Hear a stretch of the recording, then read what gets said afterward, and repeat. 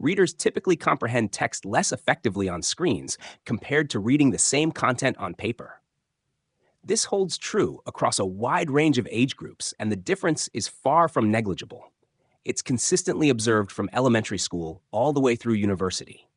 This suggests that the issue isn't just about initial reading skills. It seems to be deeply connected to the reading medium itself. This really makes me think, especially after reading about the research by GP Horror Crowd on preschoolers. Screen versus paper, early childhood development. That research is quite interesting. They compared a group of children who were read stories directly from paper books with a group who watched similar story videos. After just 6 weeks, that fast, the screen viewing group showed significantly poorer concentration. Even more astonishing, there were changes in their brainwaves that were similar to those observed in children with ADHD, all within 6 weeks. That's truly remarkable. Neurological impact.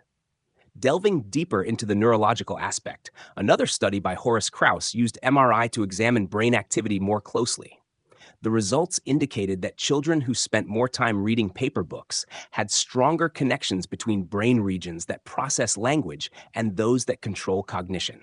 In other words, the crucial neural pathways for deep comprehension and sustained attention appeared to be better reinforced. The downside of screens. Conversely, what about children who used screens more? For them, increased screen time correlated with weaker connections in these key brain areas. This raises a significant concern among neuroscientists. Could excessive screen exposure from a very early age hinder the development of higher-order cognitive skills, such as deep focus, long-term memory, and even social interaction skills?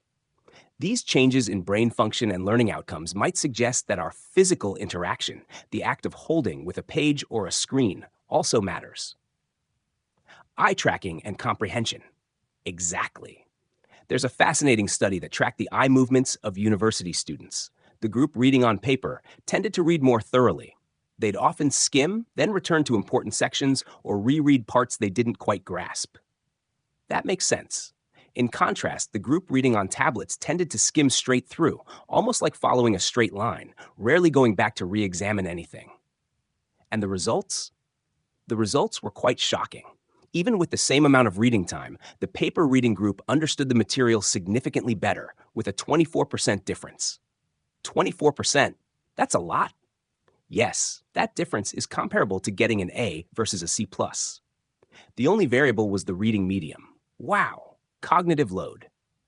So what explains such a significant difference? Part of the explanation might lie in what's called increased cognitive load when reading on screens. The brain not only has to process the content, but also constantly navigate, scroll, and maintain its position in a less defined space. So it has to do more work. Precisely. This distraction, however minor, seems to reduce the cognitive resources available for deep comprehension. I see. Embodied reading. Furthermore, there's an intriguing concept called embodied reading. Embodied reading? That sounds new. The experience of holding a physical book, feeling its weight, and turning each page seems to provide physical and spatial cues. These cues help the brain create a mental map of the text more easily. Diane Mesrachi, a librarian, shared that many actors prefer using paper scripts. Why? Because that physical sensation helps them internalize their lines better, almost like associating memorization with a specific location on the page. So the act of turning a page actually helps with memory? It appears so. It supports what's known as spatial memory.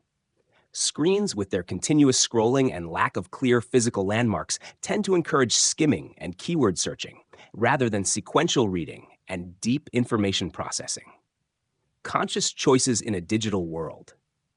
Therefore, based on what we've discussed from this compilation, it's quite clear that choosing to read on paper versus a screen is no longer just a personal preference. It has measurable effects on comprehension, concentration levels, and even how neural networks in our brains connect. Of course, this doesn't mean we should abandon screens entirely. Technology is an indispensable part of our lives now and offers many benefits.